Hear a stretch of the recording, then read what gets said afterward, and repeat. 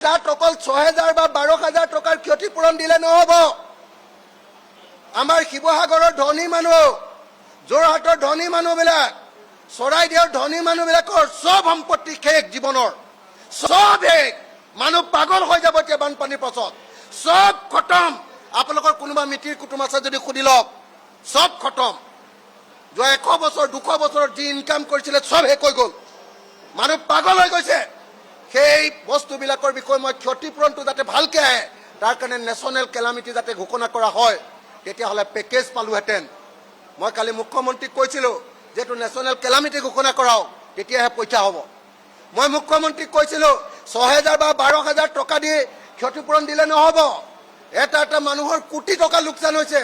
আমাৰ শিৱসাগৰৰ ধনী, মধ্য অসমীয়া মধ্যবিত্তৰ আটাইতকৈ, অসমীয়া জাতিৰ আটাইতকৈ খিলঞ্জীয়া আৰু ধনী মানুহবিলাক তাত আছে। চব শেষ, খতম, চব খতম।